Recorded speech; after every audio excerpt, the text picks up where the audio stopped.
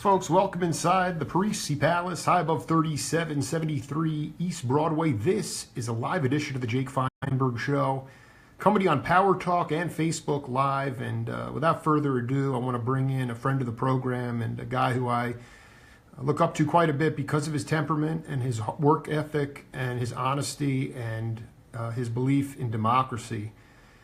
Mayor Jonathan Rothschild, welcome to the Jake Feinberg Show. Hey, Jake. It's good to be back with you. First of all, congratulations on becoming a grandpa. I'm sure that's an revelation in and of itself. Yeah, I guess I'm at an age now where I can be that. And I have two grandboys, a little over 4.5 months old. They came 8 days apart, so it changes your perspective a little.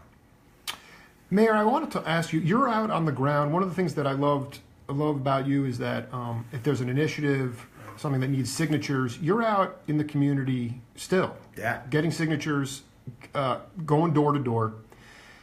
I listen to a lot of, I don't know, I guess I would call it hate radio, just to get the other side. And I know there's a lot of rage in bubbling at the surface. And I'd like you to talk to aspiring politicians, other mayors, people that are going to see this all over the world.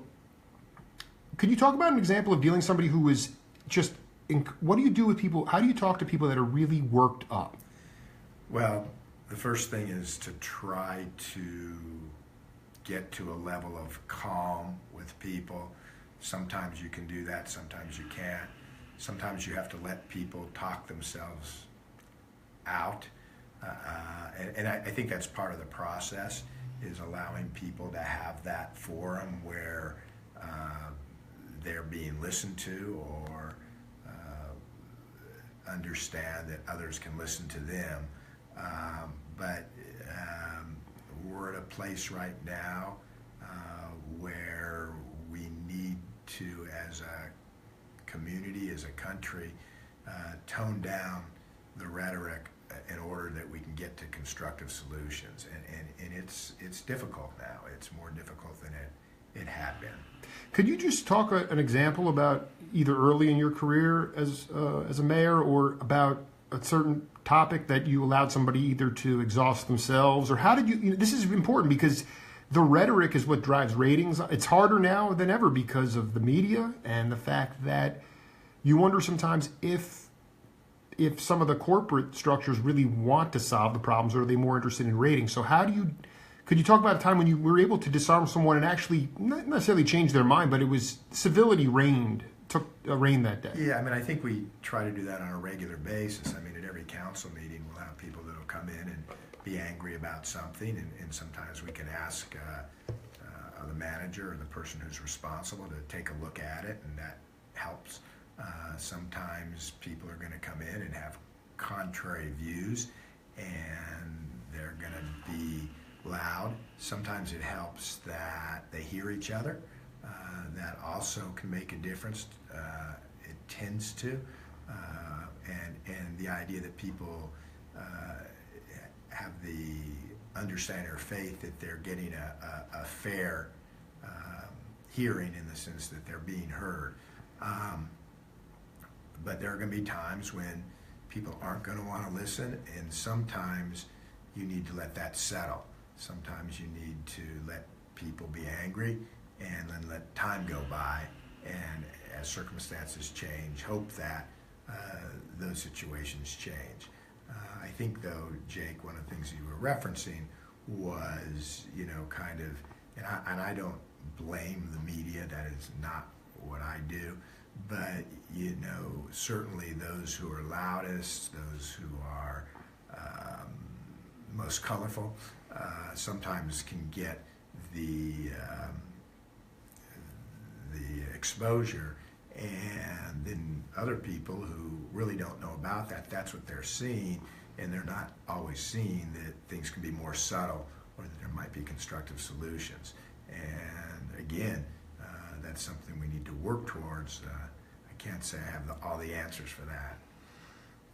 How worried are you about all the precedents that are being broken by the White House? You are a lawyer. You if I remember correctly, you were in D.C. during the Watergate years. I could be wrong about that, but when you talk about somebody who is trying to influence departments that are supposed to be walled off for,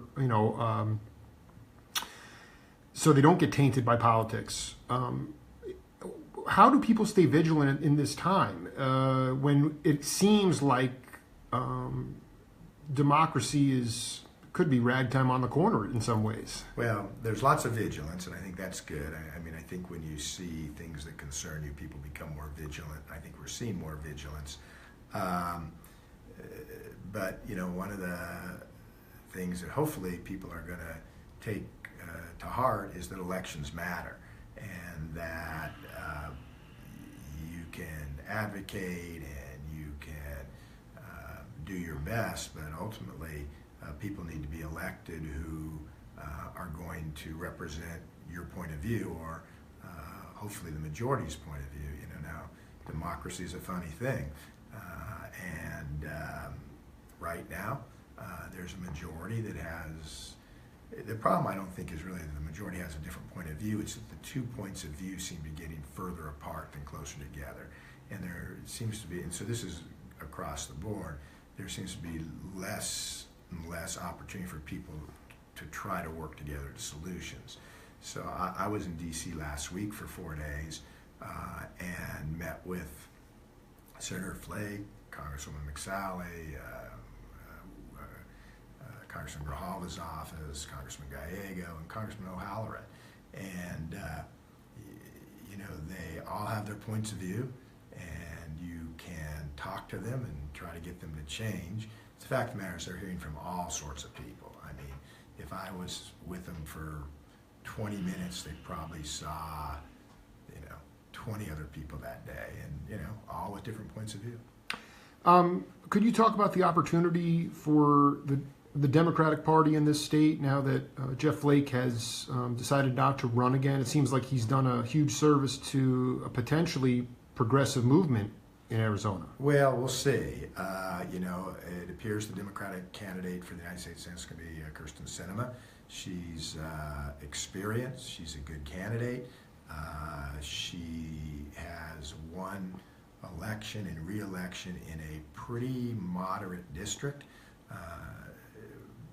Probably doesn't always please the people, that are the most to the left. Yeah, right. That's exactly.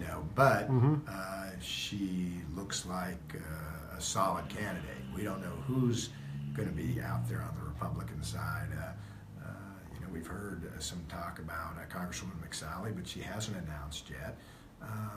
There's this woman, Kelly Ward, and so I haven't quite figured out elections, particularly Arizona state elections. It's but I will say, it's been a while since a Democrat has won a statewide election. So whether what's been going on in Washington is going to persuade enough people, whether it's going to change turnout, or whether people will just look at the two candidates and decide a candidate is better for the country than the other, that really is the Democrats' opportunity this time. Do you believe that we talked last time about the economic co-joining and relationship between Mexico and southern Arizona? Can you just talk? I mean, you hear about funding maybe being slipped into this bill for. Will a wall ever be built? I sure hope not. And why? And explain to the people out there in Mass about why it would be not constructive to build a wall. Well, there's all sorts of reasons. I mean, I think the simplest reason is what Governor Napolitano of Arizona used to say, which is, show me a 20-foot wall and I'll show you a 21-foot ladder. I mean, part of it is just the ineffectiveness of it. The second is the uneconomic basis for it. There are ways to secure the border without having something that basically is a message to both countries that you're not wanted, you're not welcome. And that's not just not wanted, not welcome for people who should not be coming across, but for trade, for tourism, and for everything that we really do rely on as a country, our exports and imports with Mexico. It certainly does not deliver a good message to Mexico. There's other reasons, environmental reasons. Quite frankly, a lot of the border, at least in Arizona, is sovereign nation, tribal territory. And then as you go across the country, New Mexico, Texas, California, there's just parts that are not best secured with a border wall. I mean, it's very much more of a symbolic thing, and it's a bad symbol. Again, it's the rhetoric that's getting people worked up. I mean, Mexico is the 6th largest economy in the world. Is that something? No, I think they're about 15th now, but they are projected to. That's right. That's what you meant. So they're getting bigger. And explain how essentially economic cooperation with Southern Arizona or the state in particular could be incredibly beneficial.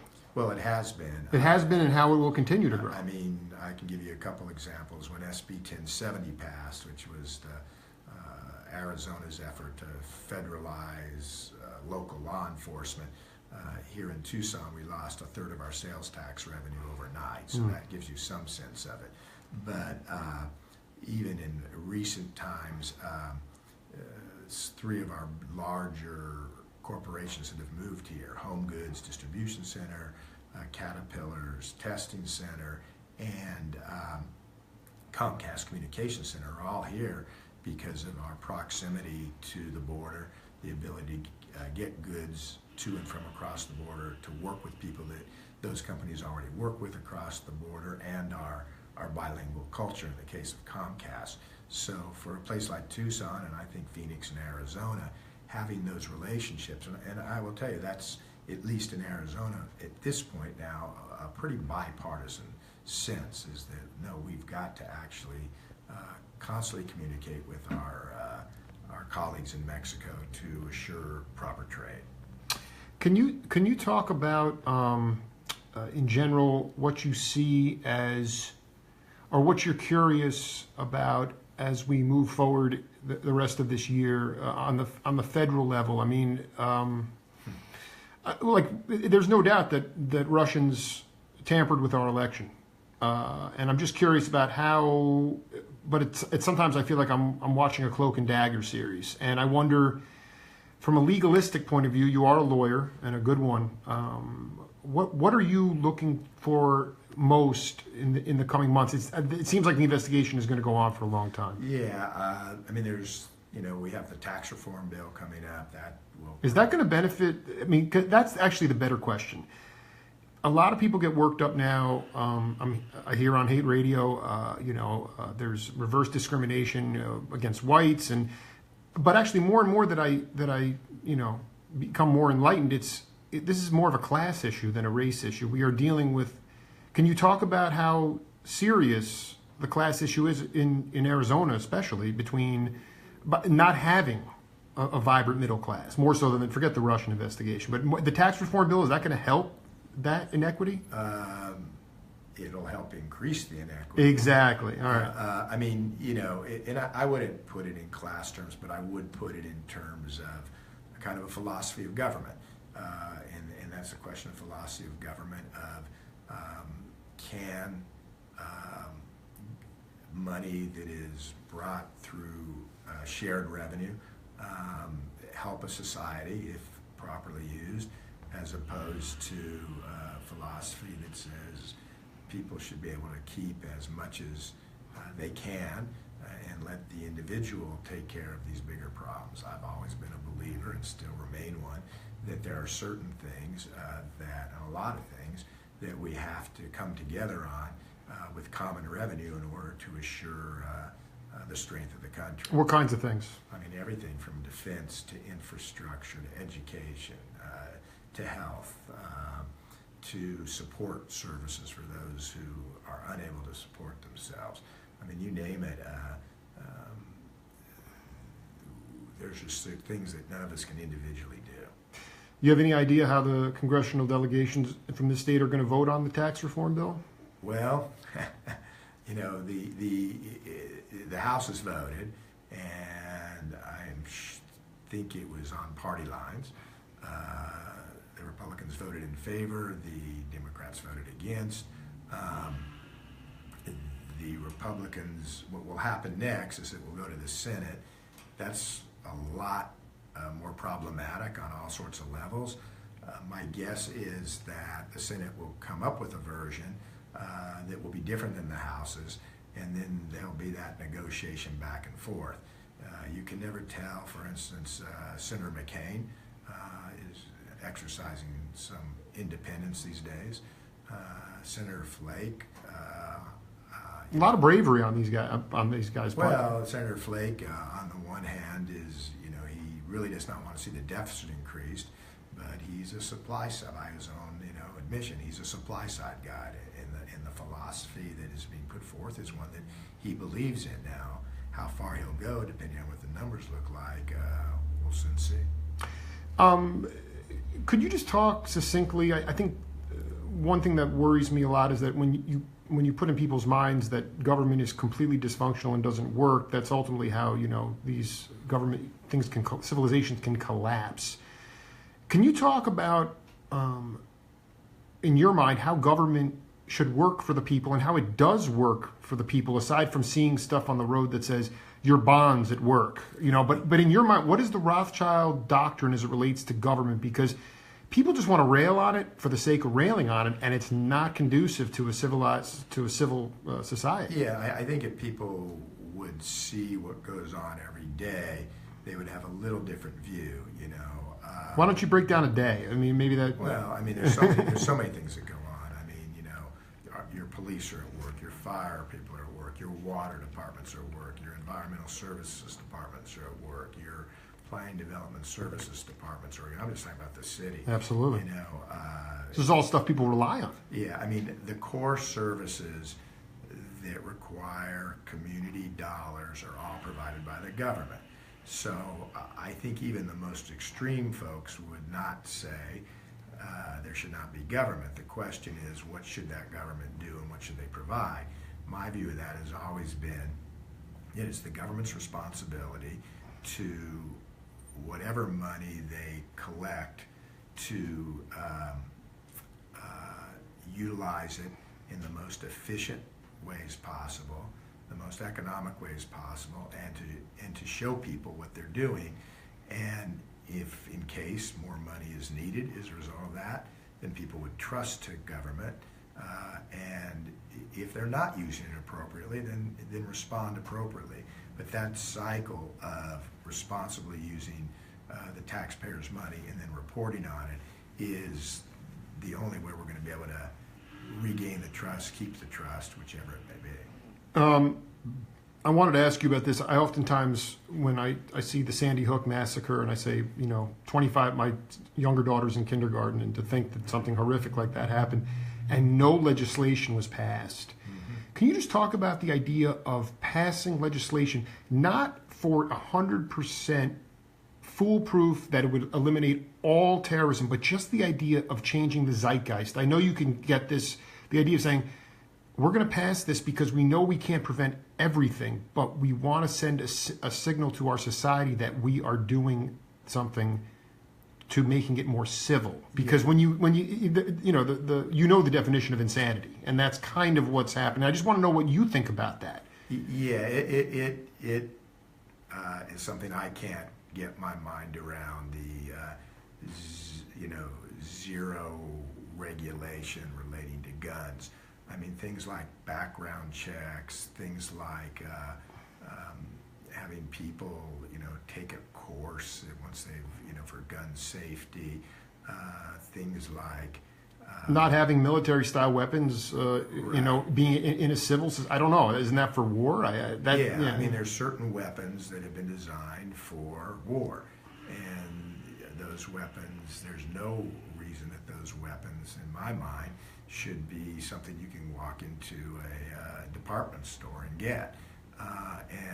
But to date, even in the face of things that seem to go on every week now, we're not being able to make progress on that, and that's at the very least sad. Before I let you go, Mayor Rothschild, just can you talk about a couple of major issues that you want to push, the agendas that you have, that's the wrong word, but initiatives that you want to highlight and how they're going to help Southern Arizona? Yeah, I mean, they fall into a couple of categories. One would be economic initiatives in the sense of trying to create a better synergy in our community around economic initiatives, whether it's an innovation district where the university and the city and the county come together to house entrepreneurs that can build their businesses, whether it's infill districts where we take major streets in our community and create a situation where we can really make for some really nice retail in those places. At the government level, we've passed revenues for our police, our fire, our roads. We really need to focus on our parks at this point and try to find a way to get there. And then on the social setting, I just believe that if you can take the time or find a little time to go to one of our social service agencies that help with mentoring, take on a kid once a week, once a month, where you as somebody who can show somebody a little different lifestyle and change that one heart and that one mind. Those are all things I'm working on. Did you ever see Miles Davis live?